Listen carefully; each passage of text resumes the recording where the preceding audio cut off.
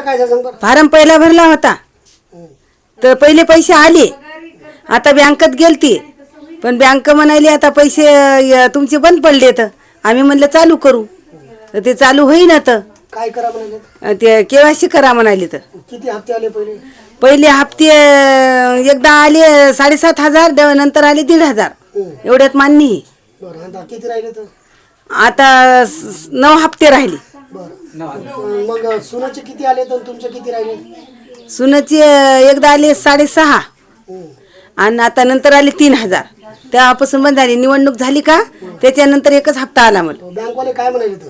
बँकवाले म्हणाले तर केवायसी करून घ्या, त्याच्याशिवाय येणार नाही. त्याच्याशिवाय येणार नाही. बरं गावात किती बाय आहेत का दुसऱ्या अशा? गावात असं 1-2 पण माहिती नाही. तुमची केवायसी झाली नाही? नाही, केवायसी केलीच नाही पहिली. हां, याच्यात पोस्टात खातं खोललंय. आम्ही लाडक्या बहिणीचा फॉर्म भरला, 12,000 आम्हाला पडले. नंतरचे हप्ते बंद झाले आमचे. आम्ही बँकेमध्ये गेलो तर ते सर म्हणले की KYC करा म्हणून. आमचे आता हप्ते पडणं झाले. तर किती हप्ते बाकी आहेत? 4 हप्ते बाकी आहेत आमचे. बरं किती वेळा गेले बँकेमध्ये? 2 वेळा गेलो आम्ही. बरं आता कधी करायची केवायसी? आता उद्या म्हणजे आता सोमवारपासून सोमवारी जातो आम्ही. मला लाडक्या बहिणीचे पैसे आले नाही, त्यासाठी मला बँकेकडून फोन आला होता की KYC करा. मी KYC केली पण माझे पैसे आले नाही.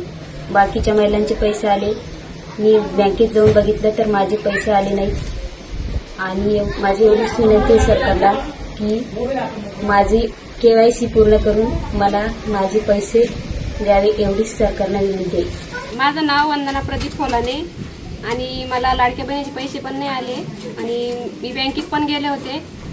KYC पण पूर्ण झालेली आहे. साहेबांनी सांगितलं KYC पूर्ण झालेली, पण पैसे चेक केले तर आले नाही माझ्या खात्यावर. आणि मला घरकुल पण